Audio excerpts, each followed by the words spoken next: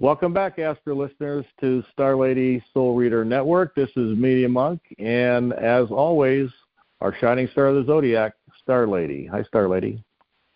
Hello, Media Monk. And we got a real busy podcast today, so I want to let you jump right into this full moon in Scorpio. So rolling it over to you, and thanks for tuning in, Astro listeners. Hello, everyone. Welcome to spring in the Northern Hemisphere. I hope you're being able to enjoy things outdoors, however you like to do so. I'm coming off of 2 full days of being outside, and I absolutely love it, and I'm trying not to be exhausted. But let's just talk astrology. There's a lot going on right now.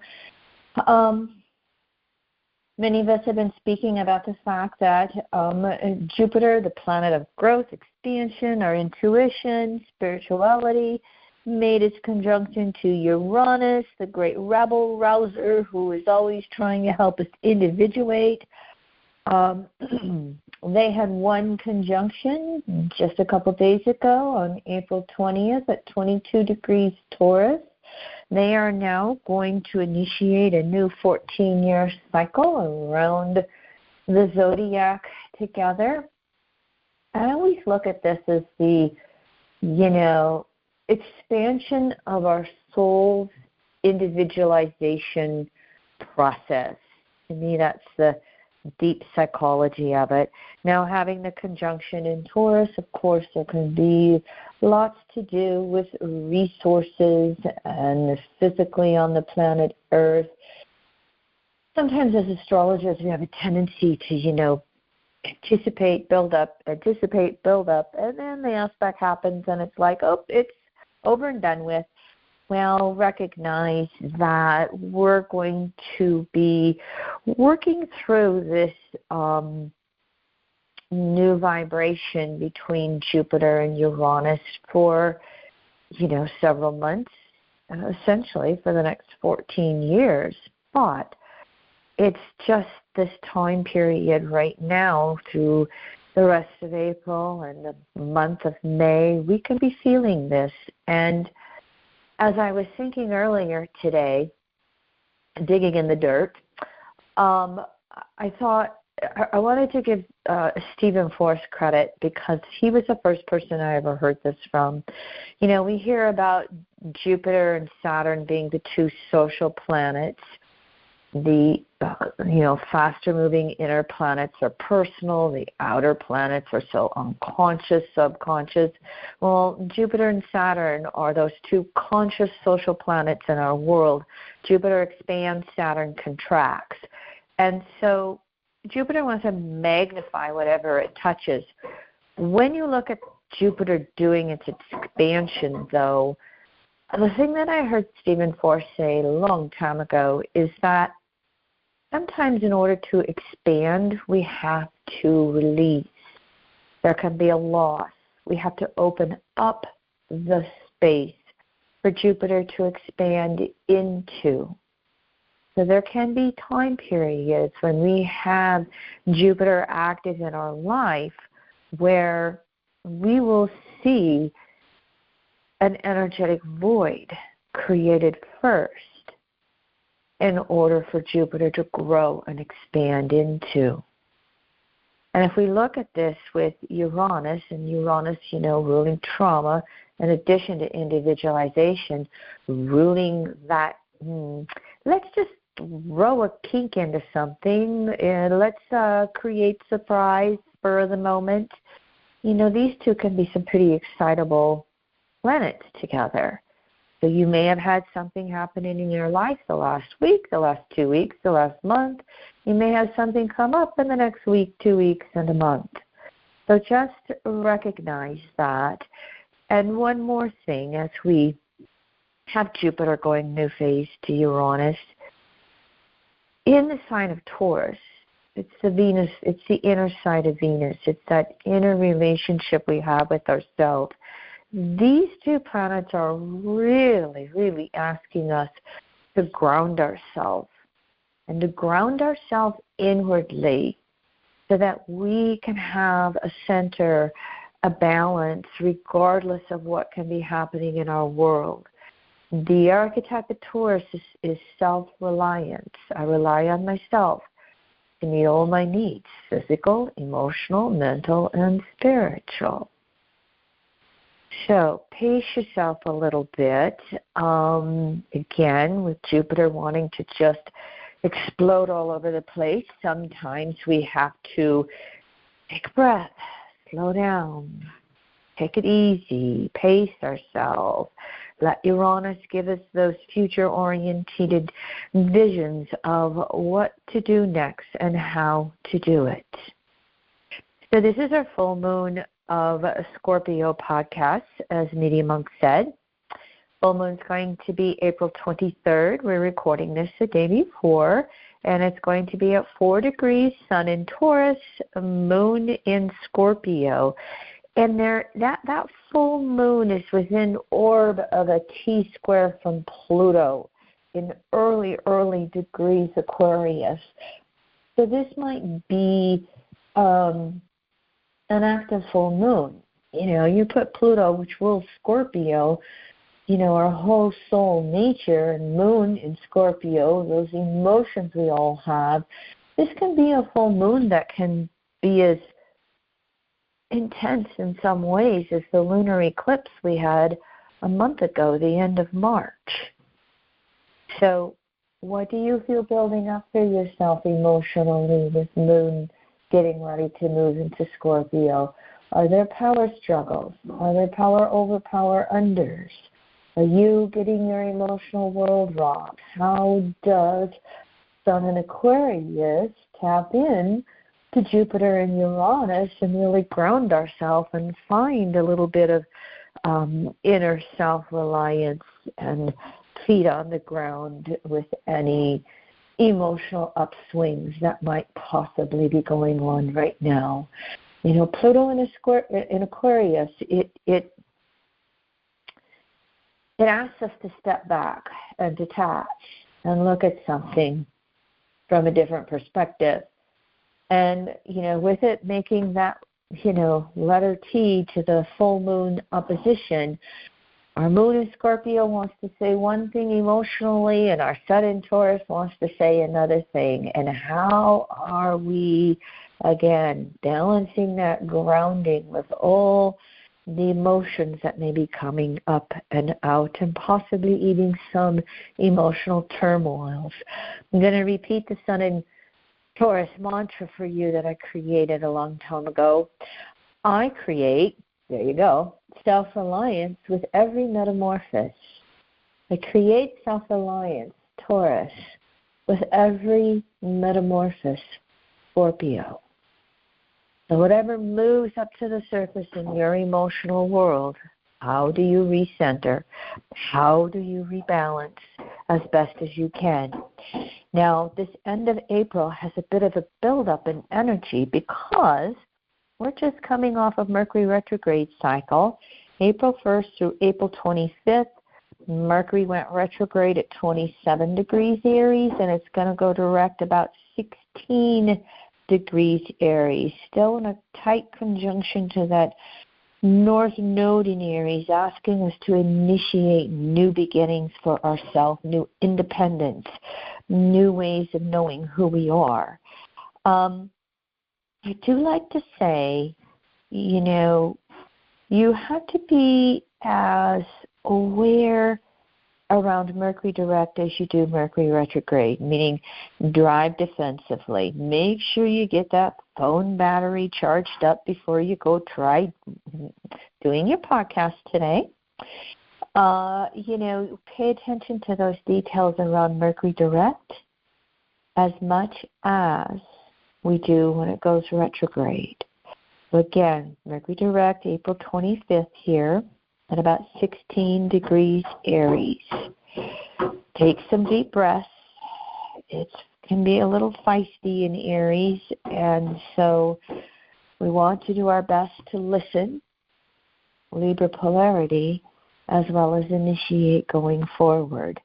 Obviously, this end of April is going to be an excellent time period for us to make new beginnings and initiate things however we want to. And just a little tidbit here. When Mercury goes direct on April 25th, all the planets are direct again until May 2nd, when Pluto goes stationary retrograde at 2 degrees Aquarius. So that also adds to that intensity of this full moon that we're going through this current week of April. Pluto is slowing down. In other words, it's almost standing still. Pluto's so far away from us that it will appear to stand still in the heavens. If you wanted to watch it and measure it in the nighttime sky, Pluto stands stationary, both retrograde and direct, for almost 7 days.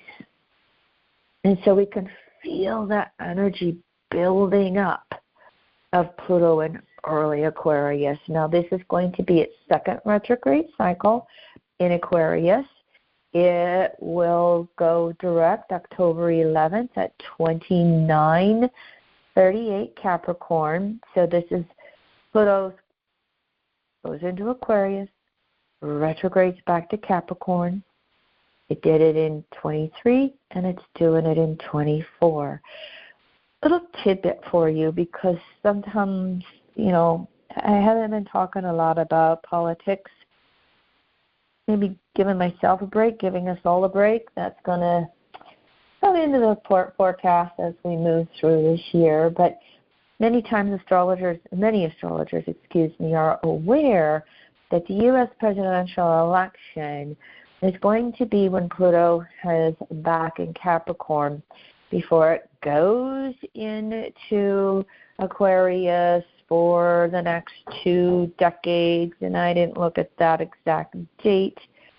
I should be able to get it for you. Pluto goes into Aquarius for the next 2 decades, November 19th.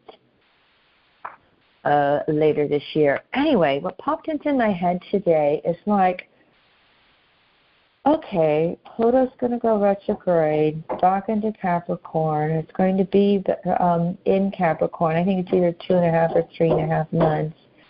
Then it's going to go direct October 11th, and it's going to be at 29 3/4 on Election Day. And let's just see where it goes. If you're a long-time listener to Star Lady Media Monks podcast, you know that I am not a fan of Donald Trump. I think he's one of the worst examples of a human being on the planet. With Election Day having Pluto at 29 3/4 Capricorn after 15 years of Pluto in Capricorn, I really do think we're still going to be feeling that Aquarian energy coming along. It gave me a little bit of relief and hope that, we don't have to go through 4 more years of the Donald Trump presidency. Stay tuned. We'll see how it goes. And I'll talk more about it later. But Pluto turning retrograde, it's made it all the way to 2 degrees Aquarius. We're going to start to get some idea of what that's like. Some of it is the whole artificial intelligence, the whole AI thing coming along that we're going to see more and more of as time goes by. I think it can be quite disruptive to our world. But we've got a lot of young, of course they're young. We've got young Pluto and Aquarius souls coming in. And they're going to grow up through this. And they're going to come in orientated towards that alternative, technological, computerized world that we're just beginning to try and understand. Well, won't it be interesting with Pluto turning stationary retrograde in early Aquarius if the United States Congress bans TikTok? I'm not on TikTok. I'm not big on social media by choice, But I'm thinking, ooh, that will be real interesting to see how they are going to regulate something like that through Pluto retrograde in Aquarius. That could be one of the examples of Pluto going back to Capricorn and the Plutocrats going, well, this is what you can do and this is what you can't do. And all the young ones that, what did I read?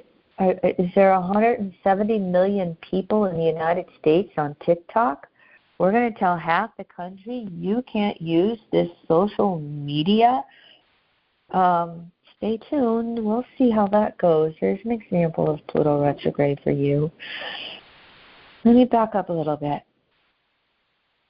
We have the full moon of Scorpio on the 23rd. We have Mercury direct on the 25th. And then on April 28th, Mars in Pisces catches up to Neptune.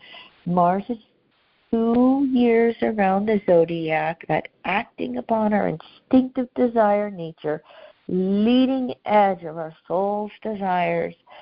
Mars conjunct Neptune will happen at about 29 degrees Pisces. Interesting. We're heading into the very, very end of Neptune's passage through its own sign of Pisces. You know, astrologers will say Mars is in its 12th house because after Pisces comes Aries, which is Mars' sign of rulership. And so Mars is not always the most comfortable in Pisces because it's in water. It has to operate emotionally. And to have it come and make this conjunction to Neptune, just like we're having Saturn in Pisces for 2.5 years and its balsamic Neptune, we have to have a deep, deep spiritual foundation in our world to help us through whatever's happening in our world, to help us with the changes taking place in our world.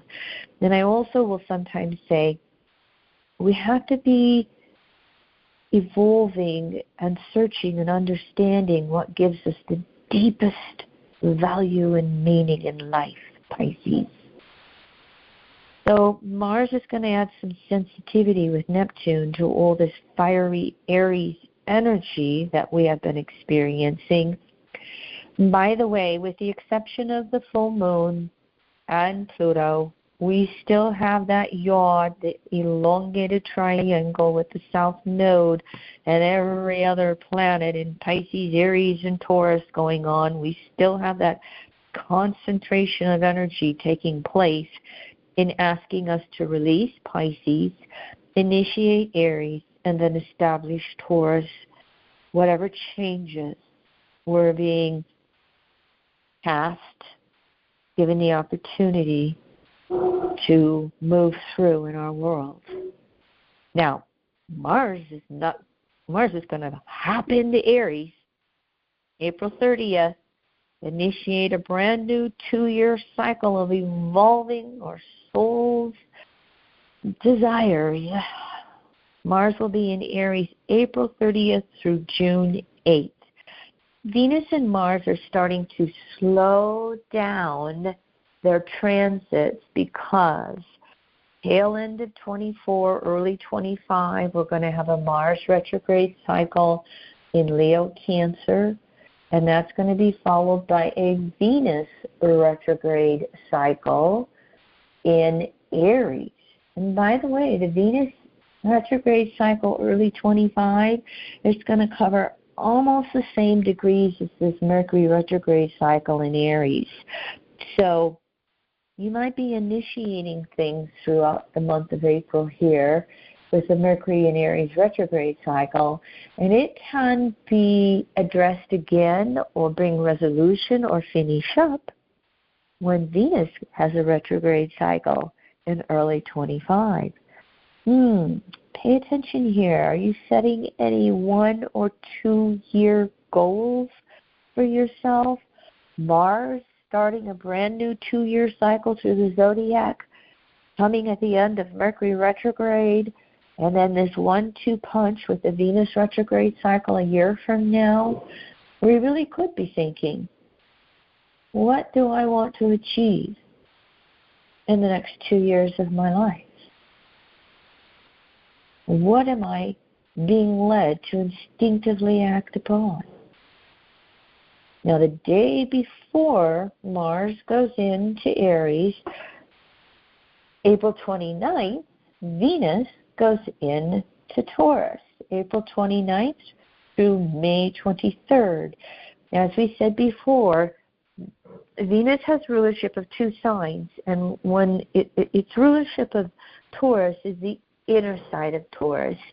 It's the passive earth, as we say. It's a passive polarity. And so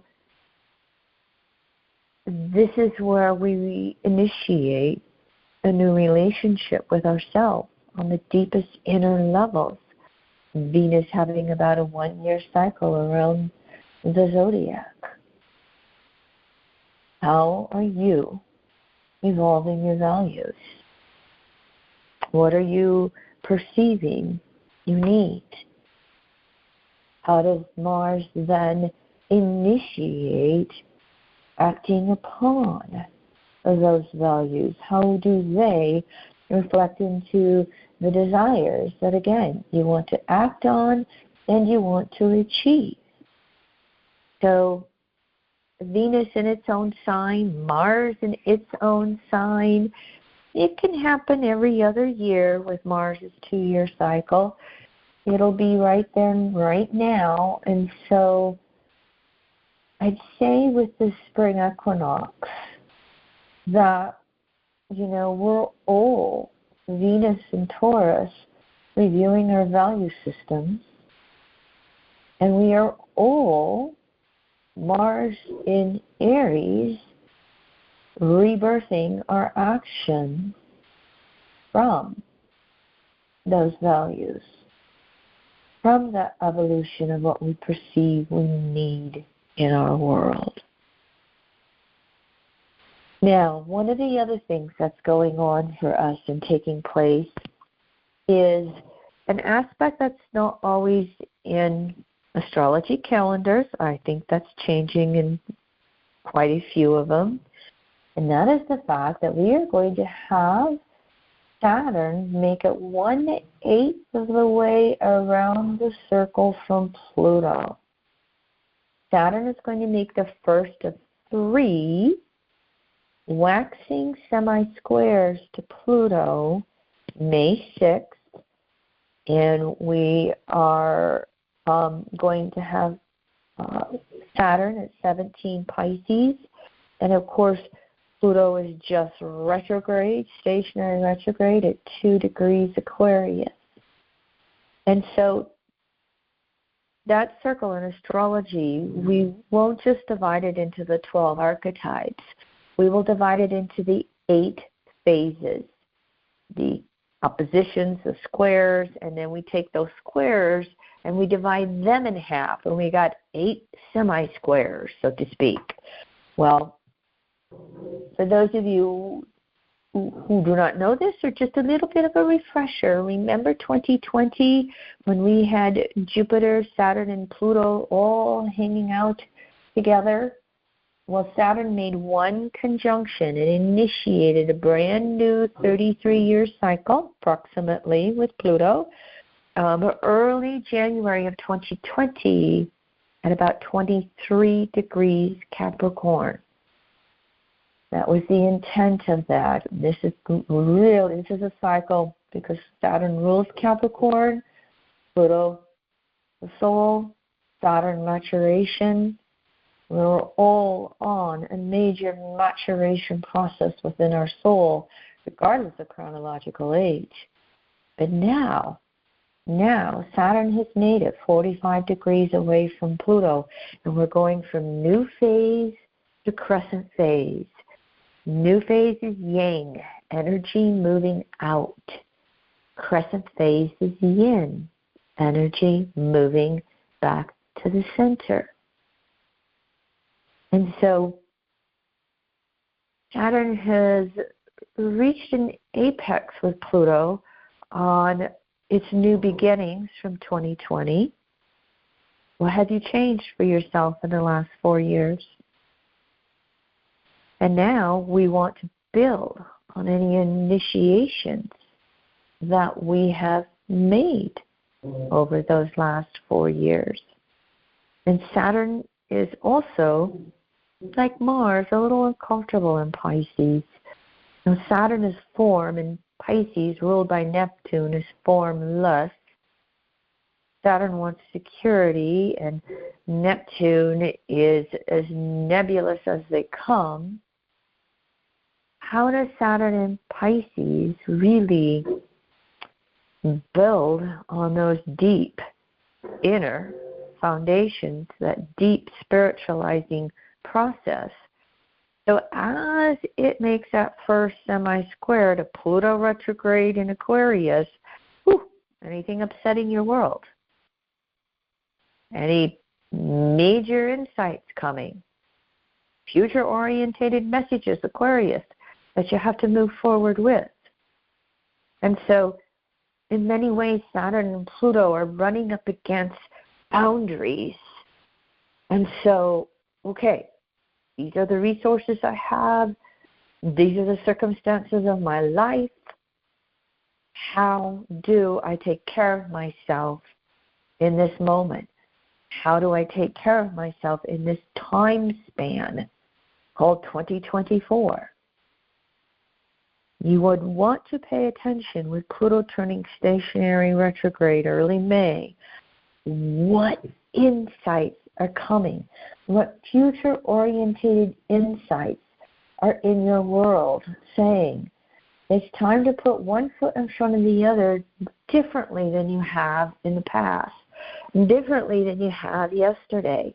Yes, you're going to build on the last 4 years, but how are you going to mature and evolve your soul in the circumstances of your space-time?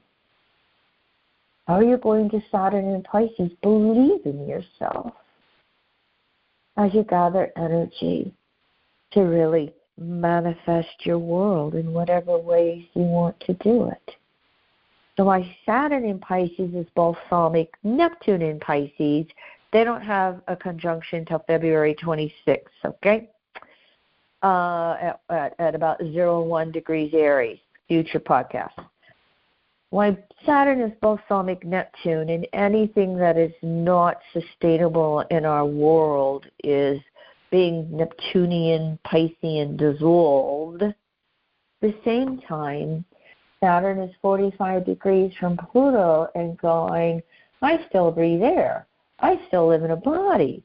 How am I going to manifest things for myself? What does my soul really want and need going into the future, Aquarius? Well, Mars in Aries is going to give us a burst of energy to act upon the inspiration that's coming. Mercury direct, okay to make those decisions. Venus in Taurus, helping us align with what we really want in our world. Now here's more of your spring renewal that's coming along for you. All right, medium monks, thanks for allowing me to go on a roll. I'm going to take a breath. In case you don't know this, while I rattle off, medium monk takes note. I'm a note taker, and I'm making changes on our website that just kind of caused me to understand or to realize that we're still going to, even though we just recently had our course sale, and thank you to all the new associates that we signed up during that sale. We appreciate that. And we know you're going to enjoy your time with EA. We still have the Great Ingress Decade on sale. We're going to keep that on sale. Again, it's 33% off. Tremendous value, 8 hours of transit information with the Great Ingresses coming up here in the next several years with, throughout this decade, essentially. So go get that. Great value for 8 hours of information from Star Lady. And it's for $40. So really a reasonable price. Other than that, whatever's on the horizon for spring and summer, we'll be announcing soon. So thanks for tuning in, everybody. And until next new moon, move with joy and passion on this always powerful journey to the core of our souls. And thanks for tuning in.